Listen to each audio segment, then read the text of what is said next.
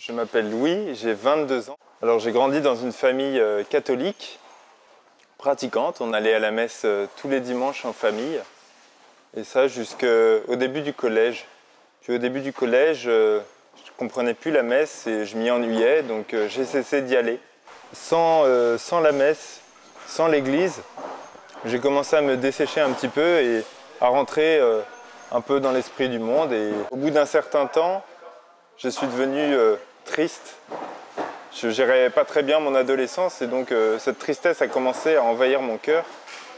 Et je suis devenu de plus en plus déprimé jusqu'à ces vacances à la fin de la troisième où j'étais vraiment au fond du trou. J'étais désespéré, je ne voyais aucun sens à la vie, je ne savais pas pourquoi j'étais né. J'en voulais à mes parents de m'avoir mis au jour. Et puis j'ai participé à un rassemblement en région parisienne qui s'appelle le FRAT avec 12 000 jeunes et un groupe de musique qui s'appelle Push. Et moi qui aimais beaucoup la musique, j'ai été rejoint tout d'abord par la musique parce que c'était une musique très pro. Et les paroles de la croix, ça m'a interpellé. Je ne pouvais pas être indifférent face à cet homme blessé et bafoué qui était crucifié et crucifié pour moi. Mais ce que je considère comme cette rencontre avec Jésus était encore un peu faible, un peu fragile, sur du sable.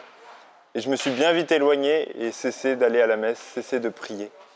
Et puis le Seigneur est revenu encore une fois me trouver et me dire qu'il m'aimait. Et puis ça a fait comme ça, un petit peu des montagnes russes, jusqu'au jour où je demande le sacrement de la confirmation. Et donc j'ai été préparé pendant 1 an. Le Seigneur m'avait envoyé des frères et sœurs de la communauté du Verbe de vie pour m'aider, pour me former, pour recevoir ce sacrement.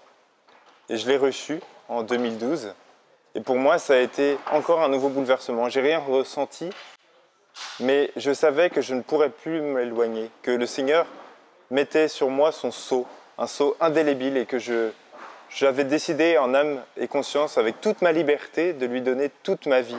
Et alors depuis, j'ai fait encore un chemin avec toujours des croix et des souffrances, parce que je sais que je suis faible et fragile. Mais j'ai beaucoup été interpellé par cette parole de Saint Paul qui dit « c'est quand je suis faible que je suis fort ». Et quand je tombe, eh ben, je pense à cette phrase et puis je demande au Seigneur de me relever humblement, pauvrement, et il me relève.